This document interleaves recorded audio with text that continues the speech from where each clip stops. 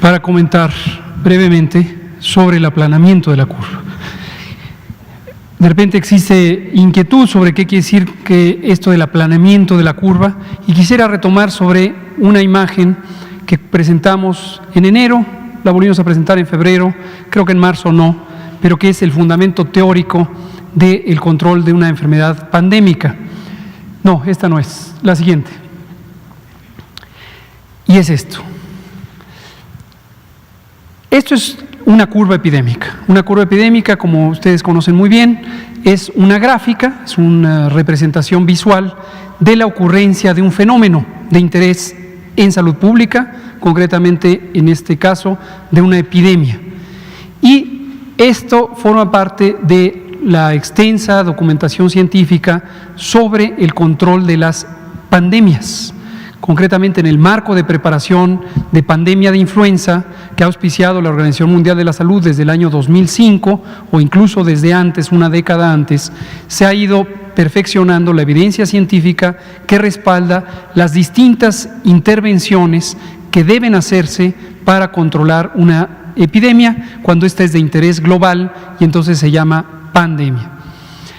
Estas intervenciones, como también hemos comentado, creo que casi cada tercer día, tienen dos capítulos importantes. Uno es la contención, en la que interesa centrarse en casos sospechosos, identificarlos tempranamente, diagnosticarlos y mientras se espera el resultado diagnóstico, es decir, en tiempo inmediato, estudiar a sus contactos. Esta es una intervención muy útil en las fases tempranas del inicio de una epidemia, cuando hay pocos casos y se puede manejar individualmente los contagios. Llega un momento en que es claro que no se pueden manejar individualmente los contagios y para el conjunto de la población se opta por medidas masivas, medidas generalizadas que van a la segunda parte de las intervenciones que se llaman mitigación comunitaria.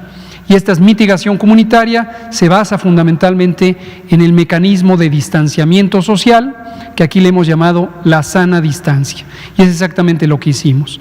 Y el paso entre la fase 1 y la fase 2, justamente esta es una de sus características fundamentales, el cambio de intervenciones. Hemos dicho desde hace mucho tiempo que uno no cambia la estrategia es un planteamiento panorámico de lo que va a ocurrir en cada una de las intervenciones. Y esto no se improvisa, eso se basa en evidencia científica y obviamente en conocimiento claro. Lo que sí puede ir cambiando es las intervenciones al interior de una estrategia. Regresando a la gráfica, una curva epidémica representa la ocurrencia de eventos, en este caso podríamos pensar que son casos de enfermedad, y se muestran por la altura que se ve en el gráfico a lo largo del tiempo, que es la continuidad en esta dirección horizontal, como múltiples gráficos que presenta el doctor Alomía todos los días. Ahora vean ustedes, aquí está el planteamiento teórico fundamental. Cuando llega una pandemia, es inevitable que exista la epidemia, es decir, es inevitable que el fenómeno se presente, y sería completamente estéril pretender que el fenómeno se puede detener o evitar. No tiene sentido caer en esa fantasía. La historia de las pandemias y las epidemias diversas a lo largo de centenas de años demuestran que no es factible, ojalá lo fuera, pero no es factible, no es posible detener una enfermedad epidémica. Si no, no existirían las epidemias. Pero lo que sí es posible es mitigarla. Y mitigarla quiere decir reducirla, achicarla, bajarla, atenuarla, minimizarla, hacerla menos impactante. Y se muestra en este gráfico exactamente de qué manera. Esta curva negra representa teóricamente la curva epidémica de una enfermedad infecciosa de carácter pandémico cuando no hubiera intervenciones, cuando la dejamos a libre evolución, que se contagien todos los que tendrían que contagiarse y entonces se presentan cada vez más contagios y más contagios y más contagios y más contagios hasta que se alcanza un punto crítico que se llama acmé o clímax o momento máximo o pico de la epidemia, generalmente porque se alcanza un estado temporal o permanente de inmunidad poblacional, conocida también como inmunidad de rebaño, y entonces ya no hay oportunidades de contagio. Esto puede ser, insisto, temporal y puede ser local. Puede ser que en una ciudad vecina no se ha alcanzado ese estado, pero en una ciudad que está siguiendo esta trayectoria sí se alcance. Y entonces empieza a reducirse el número diario de contagios y cada día hay menos y menos y menos y menos y menos. Característicamente las enfermedades epidémicas infecciosas tienen esta distribución que sigue un comportamiento exponencial en el ascenso. Y luego algo parecido, aunque con más variantes, en el descenso. Puede haber descensos lentos, puede haber descensos acelerados, dependiendo de muchas cosas que en este momento no viene al caso mencionar. En la línea rayada, en esta curva que se alcanza a ver con este patrón de rayas, es la curva epidémica que se observaría si se hacen las intervenciones de mitigación y si éstas se hacen oportunamente y de una manera adecuada, de una manera consistente. Esto es muy importante.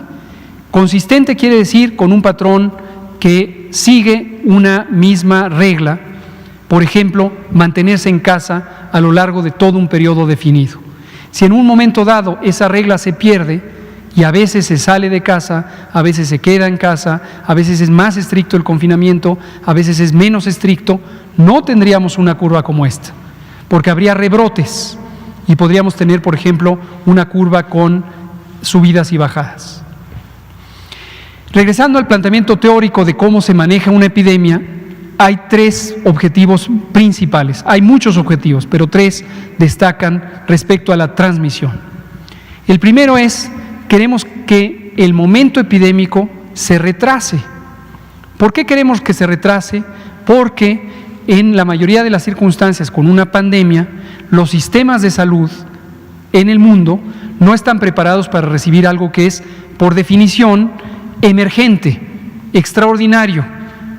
Entonces queremos retrasarlo para que haya tiempo de hacer las reconversiones hospitalarias, la adquisición de insumos y equipos y se pueda satisfacer las necesidades de atención. Objetivo 1, que en lugar de que ocurra en esta fecha, ocurra en esta otra fecha. Y esta diferencia es una ganancia que se puede considerar un impacto positivo de las medidas de mitigación y en su momento también las de contención. Segundo objetivo importantísimo es que la altura de esta curva se reduzca, porque la altura lo que representa es la cantidad diaria de casos que se presentan en un día particular, en este caso el momento máximo. El interés es para todos los puntos de la curva. Aquí también quisiera tener una curva más pequeña y aquí, y aquí, y aquí, y en cada punto de la curva. Pero se ve más claramente cuando hablamos de el punto más alto de la curva. En lugar de que sea este, es este. Y ese es el objetivo 2, reducir la carga de casos, la cantidad de personas enfermas en un mismo día, para que no se saturen los hospitales. La tercera es lograr que el conjunto, es decir, todos los casos que están representados en esta curva, ahora sean los que están representados en esta curva y el área bajo la curva, que es la cantidad de casos que se ven en este gráfico, sea menor. Y ese es este tercer objetivo, que haya menos casos en forma absoluta. Veamos ahora la realidad, esto es la teoría. Veamos lo que ocurrió en México y el por qué hemos dicho con toda convicción desde hace varias semanas que la curva se aplanó o se está aplanando porque continúa reduciéndose la magnitud de esta curva. Veámosla, por favor. Estos son datos reales. Las dos curvas, lo explicaré, ahora sí se ven fechas reales y se ve el 27 de febrero cuando empezó en la noche, prácticamente la madrugada del 28, la detección del primer caso en la Ciudad de México. Lo voy a ilustrar exclusivamente con la Ciudad de México, que quede claro. Esta es la curva de la Ciudad de México, del Valle de México, no es de todo el país. Y aquí está, ahora sí, números reales de casos, el tiempo, los casos. 3 elementos de información. En la curva roja está la predicción, Esta predicción es la que hicieron los grupos científicos de matemáticos coordinados por el CONACYT hace varias semanas, cuando todavía no se conocían todos estos casos, e hicieron esta predicción. Y la hicieron con base en los primeros casos que se presentaron en el intervalo de 10 días, antes de que viniera el punto de inflexión, y después, con un modelo matemático de transmisión, pudieron predecir que esto es lo que habría ocurrido. La curva verde es también una predicción que hicieron los mismos grupos académicos el mismo día y dijeron: esto es lo que habría pasado sin intervenciones, esto es lo que pasará dado que empezaron las intervenciones. Y para hacer esta predicción, además del modelo matemático, utilizaron los datos posteriores al 22 de marzo, que está por aquí, y es este segmento de datos. Íbamos más o menos aquí cuando hicieron la predicción y dijeron: eso es lo que va a pasar.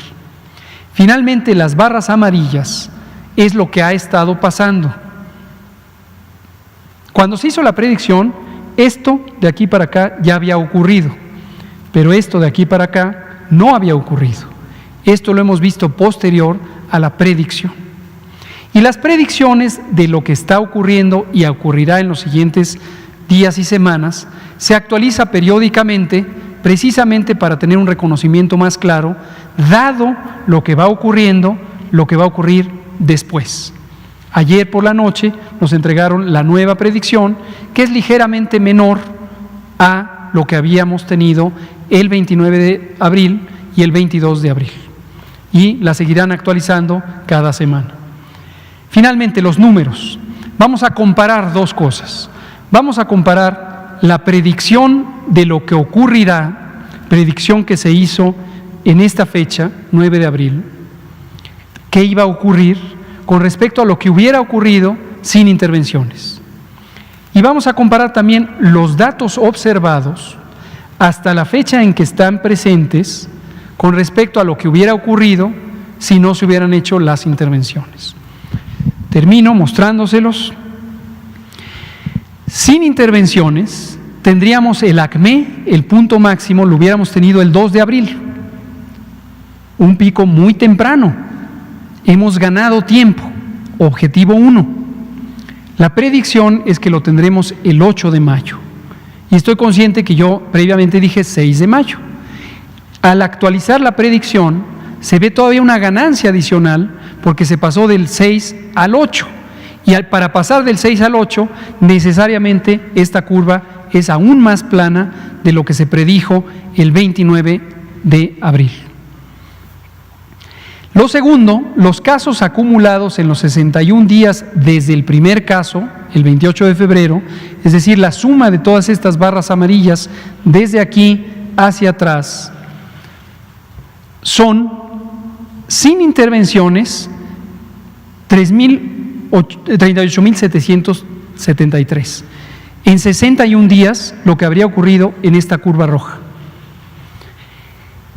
En verde, lo que habría ocurrido en 61 días, todo es a 61 días, desde el primer caso, con intervenciones. Y es la predicción. El 30 de marzo, aquí por la mañana, mostré estas gráficas y lo que dije es: predicen los académicos, expertos en matemáticas, que tendremos esta curva más pequeña. Pero ahora se constata con los datos observados, donde tenemos 10.263 casos, que representa el 26%, no el 29%, sino el 26% de esta cantidad que hubieran ocurrido si no hubiéramos hecho las intervenciones. Esto es en el momento de cumbre de la epidemia.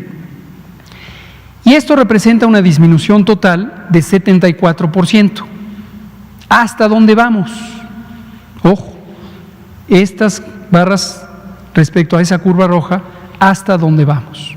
Si seguimos por ese comportamiento, y con esto termino, tendremos una curva que será Probablemente alrededor de esto, esta mañana dije 60 a 75%, porque recordaba los números, esto lo acabamos de recalcular hoy y tenemos 74% de reducción. Termino diciendo dos cosas. Aplanar la curva, como dije esta misma mañana, no quiere decir desaparecer la epidemia. Quien piense eso, desde luego tiene una muy legítima aspiración de modificar la realidad, lo cual lo celebro, pero tiene también un elemento que no está basado en la realidad, que es las epidemias no se pueden parar de un día para otro. Y lo segundo es que esto ocurrirá, esta reducción se mantendrá por el resto del periodo epidémico si y solo si nos quedamos en casa. Así que quédate en casa, porque si tú te quedas en casa, si todos nos quedamos en casa la mayor parte del tiempo posible, nos mantendremos en esta curva y no en esta curva. Y esto lo estamos logrando todas y todos. Y por lo tanto agradezco a la sociedad mexicana que siga por esa conducta. Todavía nos falta más de la mitad del ciclo epidémico y hay que mantenernos en casa para que esto tenga un agotamiento de los contagios suficiente para que no se saturen los hospitales. Gracias.